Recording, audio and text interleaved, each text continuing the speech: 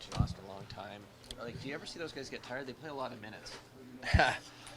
No, I don't think so. They played a lot last night. I think almost maybe I think Mitchie was in the 30s and Matty was close to it. So yeah, you wouldn't notice it. They were out there every shift working hard and playing their game. So they well earned day off today and going tomorrow fresh.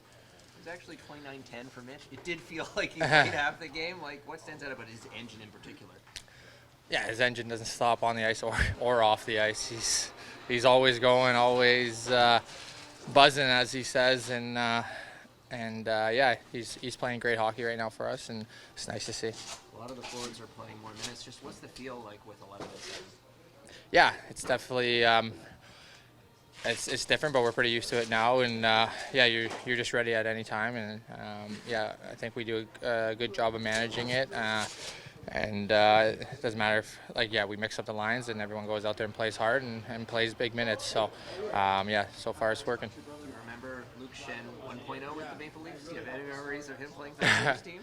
Yeah, I actually do. I remember when Schenner came in, I was probably in high school or, yeah, I remember watching him play, and it's nice. Obviously, it's a full circle for him coming back to the team that drafted him, and it seems like he's really excited to be here, and we're really excited to have him. He's a big body, big presence, and yeah, he plays tough minutes out there. So he's a great addition to our back end. Didn't look too much fun going up against him in like those down low drills in practice. Like, what exactly element is he going to bring to this team? Yeah.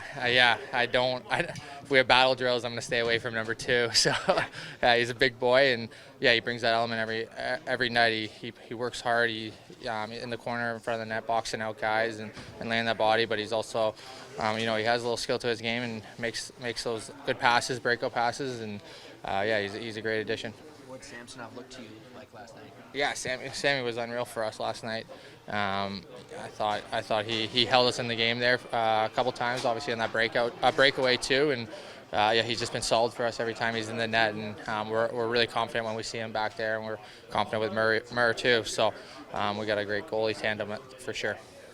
With Marner and Matthews, they play the big minutes. Do you ever see those guys get tired in games? No, I think it was pretty. You know, you look up last night and you see how many minutes they played. It doesn't look like that. They look like they were going all night. But again, that's impressive. That's a lot of minutes for a forward to play. You don't really see that too often. But obviously, tight game and you know, with 11 forwards, they get more ice time. So it's good to have your best players always on the ice. To be honest, but. Well-deserved rest day today for them. With Mitch in particular, so he's up 29-10, and just talking to Bunting, he's like off the ice too. It's just like go, go, go. Like, what stands out to you about his energy levels? Yeah, I think he's a high energy guy all the time. But both Tone and Mitchie, I think they read the play so well that they can play those minutes. I think that's a big part of it. They're smart players. They anticipate a lot of plays, and then they have the puck on their stick a lot in the offensive zone. So it's a lot easier to play offense than defense. And they're two guys who read the play so well. They have the puck a lot. Do you have many memories of Luke Schenn 1.0 with the Maple Leafs? You know what? I obviously remember Schenner when he was younger here. I think. Watching him over the years and how his game's just grown and grown. I think he's a very similar player, obviously, to when he came in, but he's just a more veteran guy now, and you can just see it and hear it when you talk to him. So it was impressive to watch him for those first few games, how physical he is, how strong he is out there. And he's going to be obviously a big part of our team, so nice for him to obviously have his baby and get that all settled, and now he's back with the group and ready to get back in there. You had a big pop when they announced you in the starting lineup when you came home for your first game, and I don't know if he's playing tomorrow, but whenever he gets in there, like, what do you think that's going to be like as he comes back here? It's going to be cool. I think speaking for myself, it gives you that little jolt. It gives you those it gives you those butterflies in your stomach. You're excited. I'm sure he's really excited to get back on home ice. But when the fans really support you like that, it goes a long way for us players mentally. And I'm sure it'll give him a nice boost. I know it was a questionable penalty last night and a tough deflection in the power play goal, but how do you think the PK is playing right now? I thought we did a great job last night. I thought anytime you give one up, you don't like it, but we didn't give him much. I think we were pressuring really hard. We were getting good clears last night. And then when things do break down, I think Sammy was there and he made some big saves. So that's the key to the penalty kill, and that's important. That's like special teams are so important in especially in playoffs. So we know we have to dial it in. I think we've been really good for a while now, but we don't like giving up goals, and we've given up a few here in the last few games, and we'll clean that up. Yeah, that's a big test last night against that power play. Yeah, I thought we did. Again, I think we did a good job. I think it just lucky bounce there off Kaber, but I think our structure, I think our reads have been pretty good for a while now, and we got to keep going. We got to keep sharpening right to the playoffs. What's going through your mind when McCarr's coming in on you on that power play rush? It's you're going old school there and looking at his chest and trying to follow him, but he was coming pretty quick. I mean, I don't remember a guy. There's only a few guys in the league that you feel that type of speed coming on you. I think he's one of them. McKinnon's obviously another one, and McDavid's a guy too. So he was coming with a lot of speed, but I felt like his shiftiness sort of surprised me a little bit. Just tried to watch his chest and stay with him. The shot block in the first looked pretty painful. You told us it's the high ones that you're worried about. Where was that on the pain scale? Yeah, that one stung a bit. It just got me where there's no padding, but when you throw a turnover like that up the middle, you got to get down and try and recover. So I just tried to get in the way there, and it got me in a good spot, but it's fine. What did it mean to you to get that shield, that nice moment in Vancouver? Yeah, it meant a lot. I think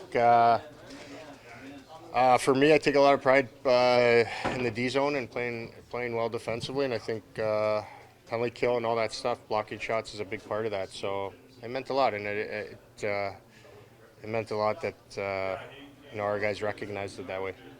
Last one for me. Did you see the sign? I want to make sure I have it right. You saw it? Okay, so what's going through your mind when you see that sign? I didn't see it in warm-up, though. I saw it after the game. My sister sent me a pic of it. Someone had sent it to her, so we'll figure out who that was and who mom's doing, whose hair my mom's doing, and next time I try and get him a puck or something. But I didn't see it in warm-up, but it was funny. That was a funny sign. Yeah, just in general, what's it meant to you, your mom, that you're back home? Like, you get signs like this, they're caught up in this excitement too, right? Oh, they love it. My mom's, she's at every game. She wants to be around. She keeps telling me she missed me for 15 years there at Calgary. So she's like, she ain't gonna miss any games in Toronto. So she's around a lot. It's nice to have her. It's nice to be around family.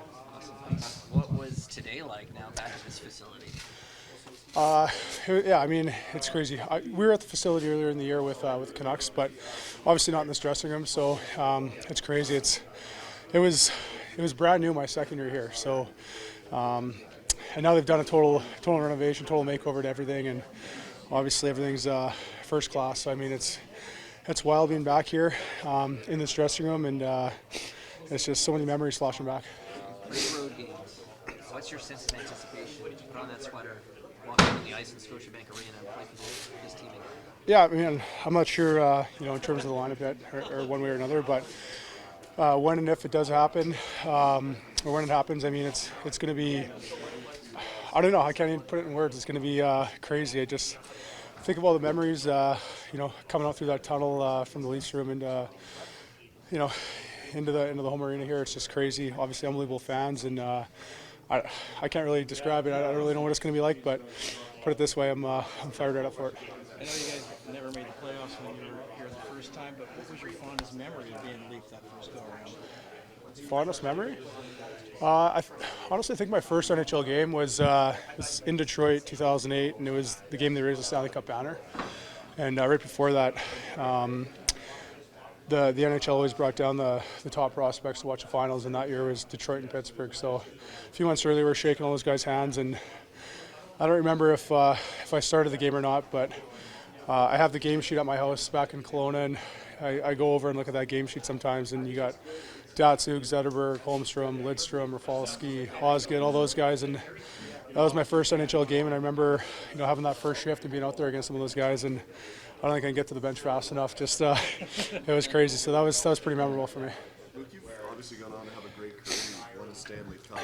You're born in Saskatchewan. Why does playing for the Leafs mean as much to you as it seems to? Yeah, I mean, obviously I grew up watching a lot of the Western games on TV. You get there, Oilers and in the Flames, but every Saturday was obviously Hockey Night in Canada, and you get a chance to watch the Leafs. And I grew up in Saskatchewan, and our family cottage was right next to Wade Belak, actually. So used to get to shoot some tennis balls on his driveway, and he was pretty good to us. And just growing up, obviously you watch all the Leafs games. They're in the noise all the time, and then obviously once I got drafted there, I really, I somewhat kind of knew what to expect, but really had no idea the magnitude. And the first 4 years, I mean, obviously the time I was here, there's plenty of ups and obviously lots of downs, and I think in the end it's kind of all worked itself out. And my career definitely hasn't been a straight arrow of to the top, or it's been easy or nothing like that. But every experience, every up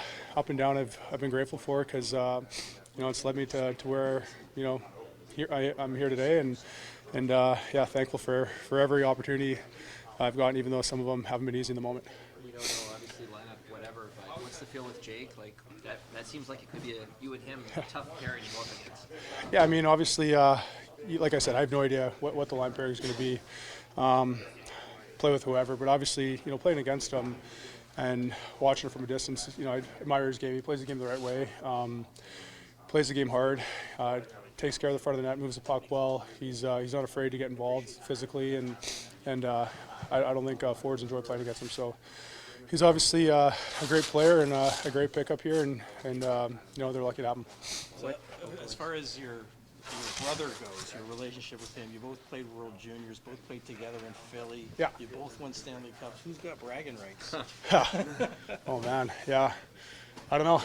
Maybe him, because he's got the big contract right now. So no, I don't know. We're both very fortunate. I think a lot of our career has kind of, I don't want to say mirrored each other, but it's a lot of similar paths. You look back to working up through kind of the minor hockey ranks to the Western League, and playing, Hockey Canada events, and then we're drafted in back-to-back years, and then, like you said, we connect in Philadelphia, play there for 3.5 together, and he wins the Stanley Cup in St. Louis, and I was fortunate, to get my name beside it, the year after he did it. So yeah, we're extremely fortunate. I don't think when you come into the league, you really don't know what your career is going to be like. Everyone expects it to kind of go a certain way. In reality, it doesn't. But to look back, we also got hopefully a lot of time left. But looking back, there's no question we're both very fortunate to have the careers we had so far. I don't know if you feel the same way. I find when you go back to a place that you'd spent considerable time, but quite some time ago, like if you go back to visit your old school, you feel right back to the age that you were then. Yeah. Do you feel like 10 years younger walking back into the city?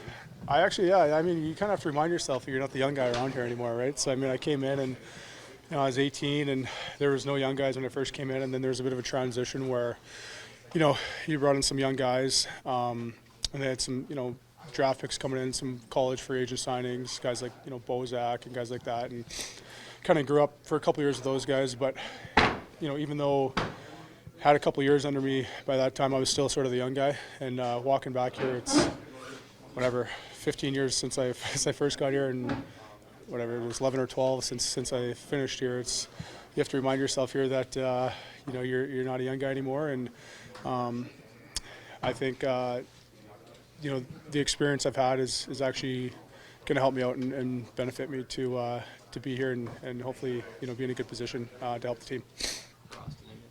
Yeah, just those guys played too many minutes last night, and with back-to-back coming up here, it just made sense to give them the day today. When you look at the game sheet afterwards last night, are you surprised it got up to that point, or were you...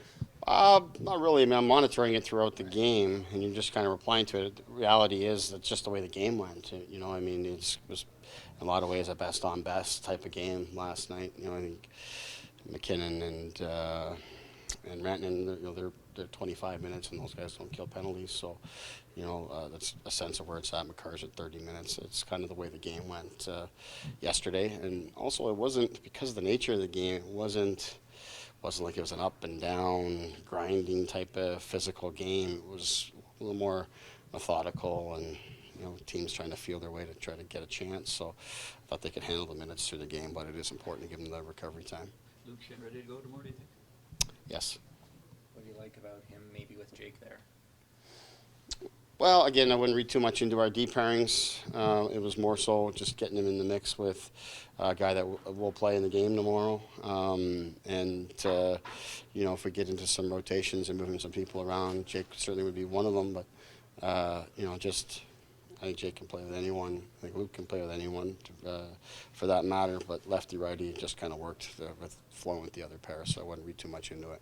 Are you picking up on the emotional kind of connection that he's got with the fan base here, and how tomorrow might be kind of special? Yeah, for sure. I mean, it's been very clear to me from my first conversation I ever had with him just how important and special it is for him to come back here. I think he's felt like there's some unfinished business here, and he comes back as a much different person, a grown man as opposed to a young kid that's trying to take it all in at a very young age. I think he's got a great appreciation for what it means to be a Maple Leaf, and there's a lot that he brings, not just because of his experience in the league and experience being a part of championship teams, but also being here as a Leaf at a time before this whole process really began with everybody else that's here. I think it's a nice piece to bring him back into the fold. What's up with Connor Timmins? Is there a story there? He was not here today. He was skating on his own. We had 8 defensemen on the ice, so he's the 9th D, so he wouldn't get many reps. So he was out there. He did all the skill development work with the rest of the D beforehand. But I've talked to Connor from the time when we made the trade to add those extra 2 defensemen that, for the most part, he's going to be more on the developmental path here the rest of the season, which I think, as I've said a few times, and I've certainly talked to him about, as Kyle has through his time here. We think he's shown such great ability to play and has got such great potential, but we think he's missed a very important time in his personal development through whether it's injuries or bouncing around or whatever it might be. He hasn't developed physically the way that he otherwise would have if he didn't have disrupted off seasons and things like that. So we're making up for some lost time there and continuing to work with him, which I think will help him not only down the line and beyond this season, but even if it comes to a point where we need him this season, we think he'll be further along to help us. Through my time in development at the AHL level and such, sometimes playing the games is not the right and the best thing or in the best interest of the player. And I think in this is one of those examples where if he gets proper development and can make up for some lost time, he's going to be a very good player in the league for a long time. So, our additional depth has allowed us to put him on that path. Another guy not playing very much is Wayne Simmons, but his attitude seems to be the right one, staying ready for you. What does he bring as a veteran voice, even if he's not playing? Yeah, I think he's another guy that I think over his time here has really appreciated what it's like and what it means to be a Maple Leaf, especially as a local guy. Another guy that's very hungry to win. Has been through ups and downs with our team in his time here, and he's stayed hungry. He's put in the work. I think there's been different times throughout the season. I don't know if he's never really been 100% healthy, but he's continued to work and do what he can to be available. And when called upon, he's come in and done a good job for us. So he comes with a good attitude, and for all those reasons, it's easier to keep him around and keep him in the mix. Understanding the minutes climbed pretty high last night, but talking to Austin afterwards, he was pretty happy to get a little more playing time the last few games with the 11 and 7. I'm sure Mitch would have said the same thing, but what in general stands out to you about their engines, their ability to grind through those, because they play tough minutes as well? Yeah, I think players generally want to get on the ice. It certainly gets to a point where maybe it can be too much, especially when you start to pile on the games that are coming after it. When you're in the moment, you're in the game. If it's your player, you want to get on. I mean, Mitch's minutes are climbing real high last night, but every time there's a stoppage in play, I can feel him looking back and looking at me like just to let me know that he's ready to go. And that's kind of what you get, and that's what you want. You want to like to see all the eyes looking at you like that and make the decision who's going to go out. So those guys take on a lot, whether it's special teams, 5-on-5, overtime, shootout. There's a lot there, so that's why you got to be mindful of their recovery time. But certainly, they do have the engines and have the ability to take on those burdens and handle it very well. In splitting the goaltending this weekend, are you influenced by Sammy's good work at home the last little while? I was certainly encouraged by Sammy's work at home for sure. All season has been tremendous, and he was great again last night. So we'll reflect on the day here today, see where guys are at, and we will use 2 goalies here this weekend. And we've got a bit of a plan for the two games. I think we'll go 11-7 again tomorrow, but likely 12-6 in Ottawa. We'll get through today and make some final decisions on both goaltending and lineup tomorrow morning.